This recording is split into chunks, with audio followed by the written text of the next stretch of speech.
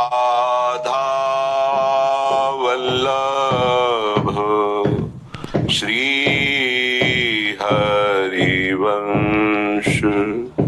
राधा वल्लभ श्री हरिवंश।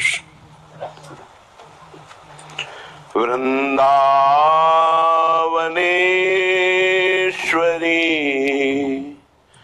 तवैव पदारविन्दम् प्रेमामृतैकमकरन्द रसौघपूर्णम्। हृद्यर्पितं मधुपते स्मरतापमुग्रम्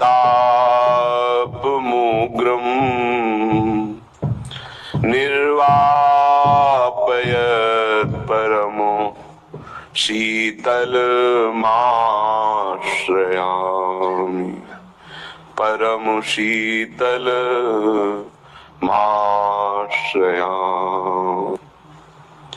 प्यारी अब क्यों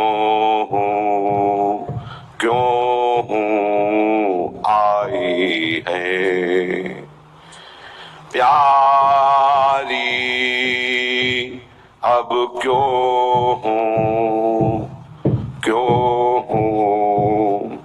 आई है। इत तुम श्रमित अधिक मनमोहन। मैं कोटि जतन समुझाई है। मैं कोटि जतन समुझाई है। प्यारी अब क्यों आई है। उदहठ करती बहुत नवनागरी। तैसे ये नई ठकुराई है। श्री हरिदास के स्वामी श्यामा कुंज बिहारी। करजोरी मौन हुए दूबरे की रांधी खीर। कहो कौन खाई है। कुंज बिहारी करजोरी मौन हुए दूबरे की रांधी खीर। कहो कौन खाई है। प्यारी अब क्यों आई है। सुनी धुनी मुरली बन बाजे। हरि रास रच्यो। हरि रास रच्यो। सुनी धुनी मुरली बन बाजे। कुंज कुंज द्रुम बेली प्रफुल्लित। मंडल कंचन मनिन खजो। मंडल कंचन खचित।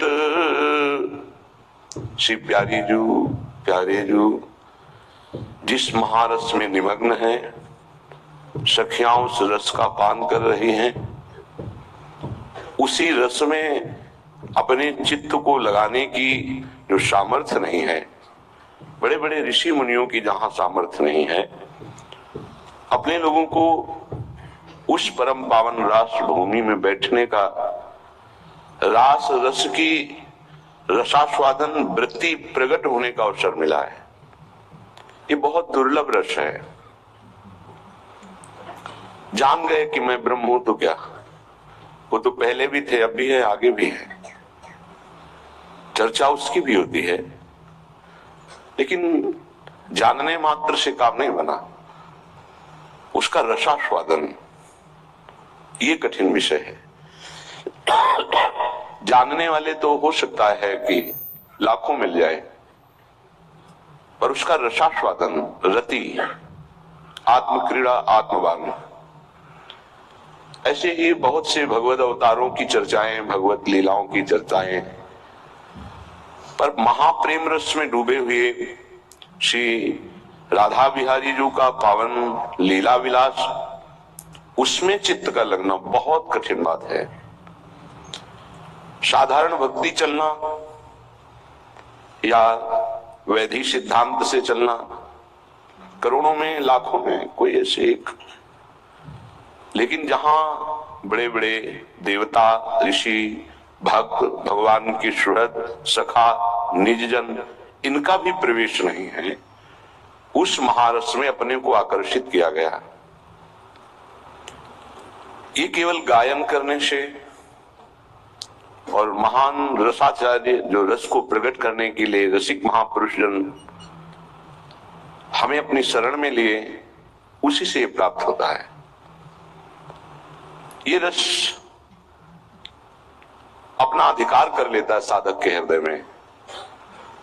किस समय कैसी दशा आती है उसको खुद पता नहीं। एक स्थिति होती है जिसमें कहीं करता नहीं रह जाता, केवल होता है।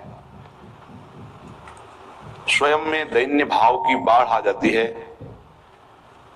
कहीं किंचन मात्र अहम नहीं, कोई अहम की वृत्ति नहीं।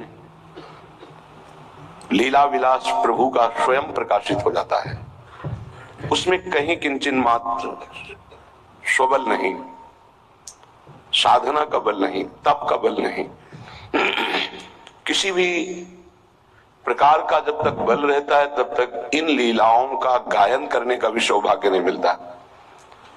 अगर आप सौभाग्य से गायन करेंगे भी तो आप पकड़ नहीं पाएंगे, निकल जाएंगे, पद के पद निकल जाएंगे। जब आपको ऐसा अनुभव होगा कि मैं तो गायन करने का भी अधिकारी नहीं हूं इस रस का, बड़े बड़े महापुरुषों ने बड़ा गुप्त रस कहा है इसे। अभी हमें इसकी महिमा नहीं पता, इसलिए बहुत हल्के में ले लेते हैं। जैसे गायन हो रहा है तो हम अपने चित्त को श्रवण में ना लगाकर, गायन में ना लगाकर अन्यत्र लगाते हैं। पर यदि हम कृपा का आश्रय लेकर के गायन करते रहे तो सिद्ध एक एक अक्षर ऐसे मंत्र हैं जो प्रेम रस में डुबो देंगे। इनका अर्थ क्या है, हमारी आपकी क्या सामर्थ्य है। बड़े बड़े महापुरुषों के लिए दुर्लभ रस है जो इसका अर्थ है, जो इसका भाव है। वो शब्दार्थ नहीं है, ये इनका गूढ़ार्थ है, रहस्यार्थ है। वो गूढ़, वो रहस्य केवल आचार्य कृपा से, जो सखियां हैं आचार्य रूप में, उनकी कृपा से स्फुरित होता है। जो लिखा है वही देखा जा रहा है। जब देखा जा रहा है तो सामर्थ्य नहीं है, ना बोलने की सामर्थ्य रह जाती है, ना कुछ सोचने की सामर्थ्य रह जाती है।